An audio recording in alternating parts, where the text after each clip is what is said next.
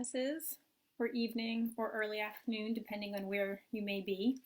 It's about 4 o'clock where I am, so I hope everybody is enjoying their Saturday. We'll just get started in just a moment.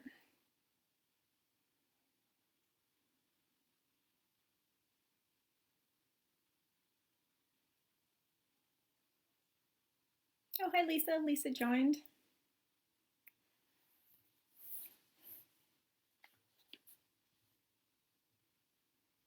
So today I wanted to talk about Goddess Saraswati. So she is the Hindu goddess of creativity, knowledge, and inner wisdom. So she is the goddess that we call on when we want to learn a complex problem, or maybe we need some inspiration for creativity. But what Saraswati wants us to do, she really wants us to identify our passions and follow them. So I actually wanted to start off this talk with a little bit of a meditation. So it's more a visualization, I guess I should say. So maybe you can just sit up straight and close your eyes. And you can probably even think back. So remember a time when you were so excited about a project where you could hardly sleep. You couldn't wait to get out of bed in the morning, just eager to start getting your work done. And as you were working, it's almost like mind and body were unified, and you almost lost track of time. Like sometimes you'd even forget to eat or even go to the bathroom. You were really enraptured with what you were doing. So it was almost like playing a musical instrument or a sport. So that's your Saraswati energy. So that's her Shakti, is when we're fully embodied and fully engaged in doing some sort of work. So we often think of Saraswati as a creative goddess, and she is creative, but it's not, you don't need to be an artist or a writer or a painter to invoke Saraswati. As women, we are inherently creative. So we're creating when we make dinner, we're creating when we're giving birth. You might be a manager at a corporate company and you do a great job creating teams. Or you might be a waitress and you do a great job creating experiences for your customers. So it's not so matter what it is that you do defining creativity, it's more of how you do it and how, when you're in the flow and when you're passionate about something. So I have a little statue of Saraswati right here, if you guys can see okay through Facebook.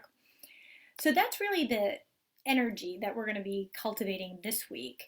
So a little bit about Saraswati's mythology. So in Hindu mythology, so Brahma, he is the god of creation in Hindu mythology. So he wanted to create a world out of all of this cosmic chaos, but he didn't even know where to begin. So as we know, the masculine has the structure, but it's the women that have the energy and the creativity. So he touched the tip of his tongue and Saraswati appeared, and she gave him all of her Shakti, so all of her energy to create and wisdom to create a world. And so Saraswati was Brahma's consort, and she was so beautiful that he had grown multiple faces so he could admire her from all different angles. So Saraswati has 4 arms, and they hold a veena, so that's like some sort of musical instrument. 2 of them hold a veena, and that really signifies like deep knowledge of the body. Holds a book, which symbolizes inner wisdom, and some mala beads, on the other hand, which symbolizes just devotion to whatever she's doing. So there's actually a quote by Elizabeth Gilbert, who I'm sure you guys know, Eat, Pray, Love, Big Magic. And actually, Big Magic was just an amazing book by Elizabeth Gilbert that I would suggest that. It's very much like in line with cultivating Saraswati's Shakti. But it's do whatever brings you to life then. Follow your own fascinations, obsessions, and compulsions. Trust them. Create whatever causes a revolution in your heart. And I love that quote because it just reminds me so much of what it is that Saraswati wants from us. So we can connect with our Saraswati whether we're looking for inspiration. So I know that some of the goddesses here had said that they were using this time to take classes on Udemy to kind of explore, and I think that's amazing. And I think this is actually the perfect time that we can start exploring Saraswati, because often we're so busy rushing from one activity to the next, and we get into jobs that maybe they provide well financially, but we don't really feel terribly inspired by them. So right now, where most of us are at home, right, we have an opportunity to really start thinking and considering. And I think this is the question that we want to ask ourselves is if time and money weren't an issue, then how would we spend our time? And that's really when we're starting to connect with our Saraswati energy. So I know a few of you, if you have any questions, please, you can just write them right in the comments area as well. So, as I was saying, I think this time is a great time to start connecting with our Saraswati because we do have a little bit more time and space than we normally do, and we do need that to bring our creations to life. So, we need to look within to determine what lights us up.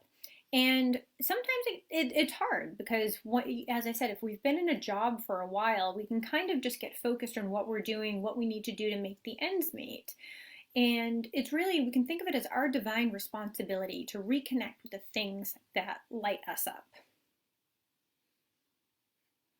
And sometimes, time and money are an issue, so it's often hard to transition to maybe something that lights you up.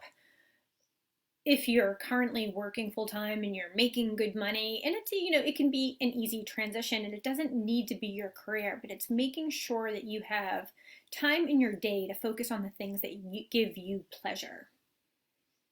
So people who have a lot of Saraswati energy, they're often more interested in following their passions and creative callings rather than accumulating a lot of material possessions or money. So one thing about Saraswati is that her name means to flow. And I think that's really interesting because I'm not sure if you guys have ever read the book, but it's called Flow, Psychology of Optimal Experience. And it's by a psychologist, Mihaly, and I can't pronounce his last name, Chmielewski. I can type it there for you guys after.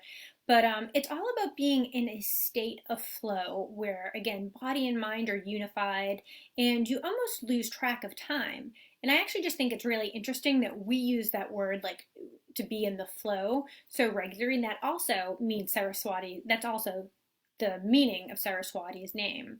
So it kind of just makes me think that, all these traditions, whether it's positive psychology, Hindu mythology, they all start to align when they start to get closer to a universal truth. And in this case, we get closer to the divine when we're doing something that we enjoy. So we're closer to the divine when we're following our passions, when we're not constantly looking at the clock. And when we feel that when we're following our passions, not only are we getting closer to the divine, we're also sharing our gifts with the world. So it's likely that whatever we're doing is also going to benefit others as well too.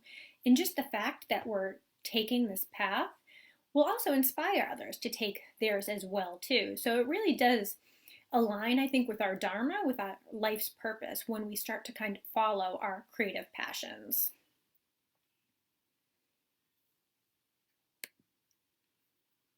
Oh, the author of Big Magic, Lisa just asked, Elizabeth Gilbert. So I will, you're just that, but it's such a good book. I would also consider that like a Saraswati manifesto.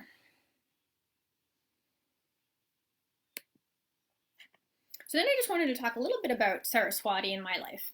So I had mentioned probably to you guys in another talk, so I was in technology for almost all of my adult life. So since college until I was about 43, 44, and well, 43, I guess. And I liked it okay, and I made good money. But through the past couple of years, I was just starting to get less and less.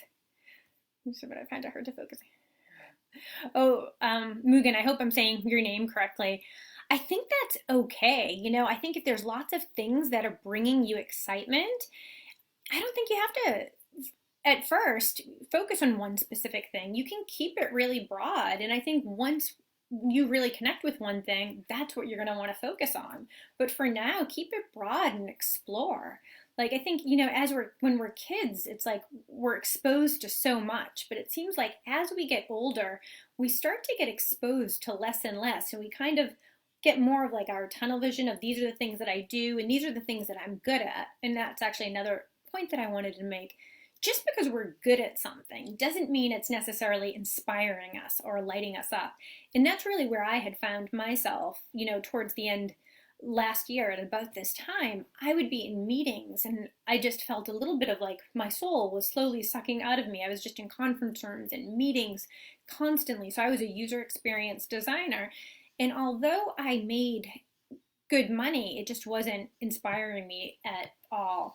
So one of the things that I had done, I think I finally decided, I really wanted just to kind of take some time off and Mugen, like you, just to figure out like what I'm interested in. I did teach yoga at that time, but I only taught about 1 or 2 classes a week, and I liked to write, but I didn't really haven't really kind of start to look inward, which is what Saraswati wants us to do. She's also the goddess of inner wisdom or your intuition, and figure out those things. So you can think of like that's your kind of your responsibility as a goddess, like figure it out, like look in and expose yourself to many different things. So I decided to leave work, and that was kind of scary because I had 2 kids to support, and but one of the things that I did, and I think this is just practical, is we have to make sure I didn't spend a lot of money. So I did have a savings to lean back on, and I negotiated kind of a severance package as I was leaving as well too, which gave me a little bit of a cushion. And a lot of my friends and my boyfriend were kind of nervous. They were like, well, don't you want to have something lined up first before you just leave this great job? But I was like, well, no, I can't. I just need space. I've been doing this for so long. It's almost like I couldn't really even think of the next step. But then after I left, I really did start to do things that I just found interesting for no reason. I was really interested in goddesses, and I wanted to start writing about goddesses. So some of those essays that I share in the group are kind of like my first writing, where I started writing and posting them on Medium. And they started to get, a lot of traction, and I started to teach yoga a little bit more often. And I was just doing things not because I thought they would bring me success, not for the money, but I just felt like doing these things. And things started to fall into place. So I started doing more teaching and more workshops, and I was contacted by a publisher to write a book. And everything starts to, although it seems scary and risky, it does seem like everything starts to fall into place when we start to put ourselves out there.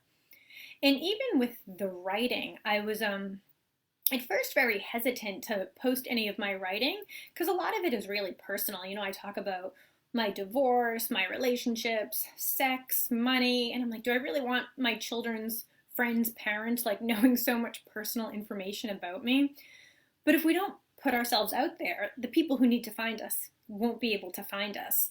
And, I found out that that was true. So a lot of the connections that I have made either through Medium or Instagram, and now, this wonderful group that I'm so happy about, it's because we put ourselves out there. So it's being less concerned about judgment and more about just what it is that you want to create or what it is that you want to bring to life.